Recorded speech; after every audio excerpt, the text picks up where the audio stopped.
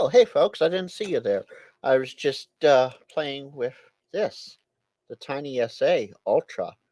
Let me show you how to play with this, the TinySA Ultra, in today's video. Stay tuned for more.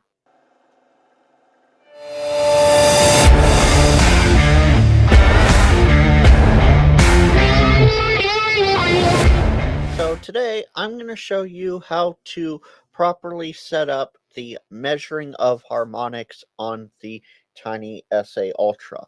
I have the software on the computer ready to go, but I also have the physical unit here in the display right above my head so that you can easily see it.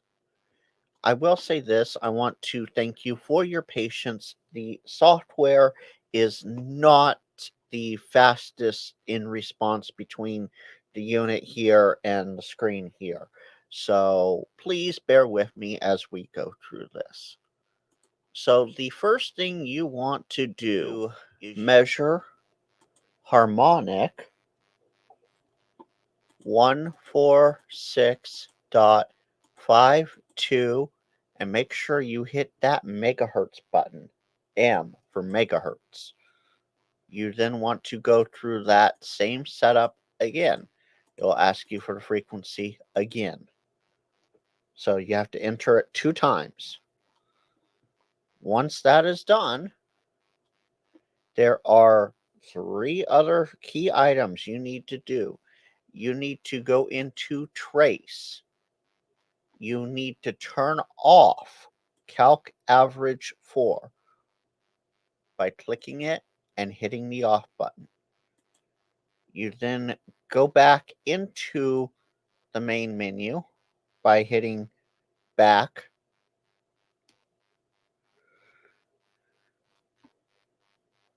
And then you want to go into your level. Now, this is where people seem to mess up a lot. This external gain here, this is a key piece, and it is not what you think it is. It is your attenuator level. So this little piece right here between my 2 fingers on the display right above me, this little piece right here is your attenuator. Mine is 10 watts at 40 dB. So we need to put in the 40 dB, but as a negative value. So click on your external gain and type in minus 40 times 1. Now, of course, if your attenuator is 60 dB, you type in minus 60. If it's 5 dB, you type in minus 0.5. Simple. All right, that's the next thing you have to do. After that, you go back to the main menu and last item, especially if you're measuring VHF and UHF, go to display and then draw a line. Here is where you tell it where your reference line is supposed to be. That is minus 16.02 for anything VHF and UHF, primarily VHF though. And then hit the times 1 button.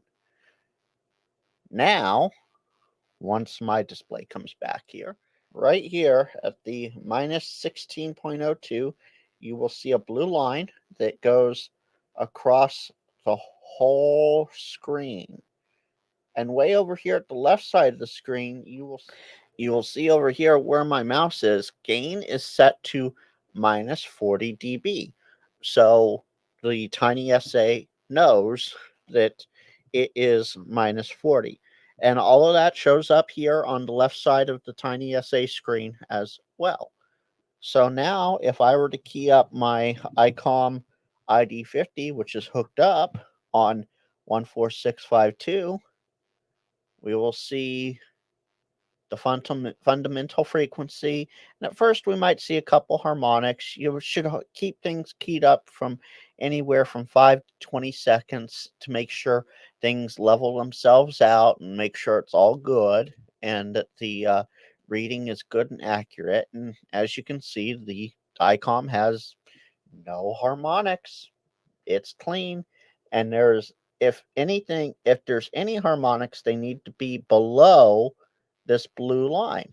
So all of this yellow down here, if there was a little 2 or 3 or 4 harmonic sticking up, as long as it's below this blue line here, it's absolutely clean.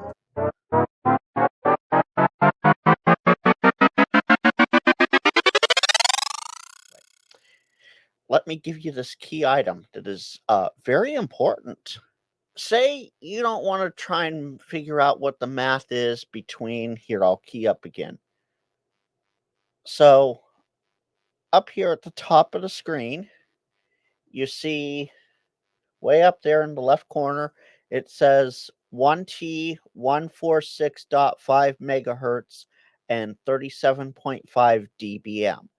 Well, if you do the math, 37.5 dBm is close to or about 5 watts.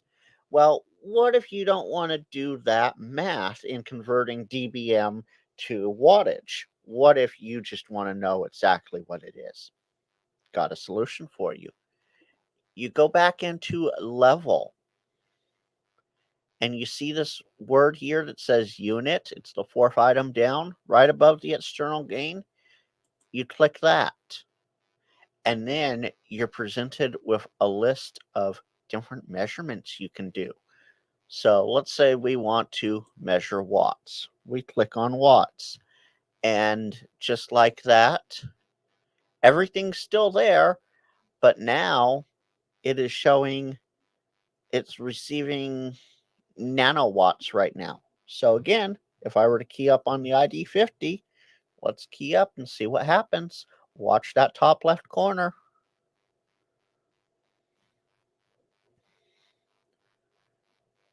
And as I said, you need to give it a few seconds to have things work themselves out. But we have, there we go, it's worked itself out. Now we have 146.5 megahertz, which is close enough to 5.2 for reference purposes, at around 5 watts of power. So that means this radio is putting out what it's supposed to on high power. Let me change the radio power to the low power setting, which is, very, very low. I'm now putting out, between 4 and 600 milliwatts. So that is very, very low power. And that's not even the lowest power this radio can go. So there you have it. You got an extra key feature out of this. With that, I want to thank you for watching. If you have just stumbled across this channel, please subscribe. I'm currently sitting at 385 subs.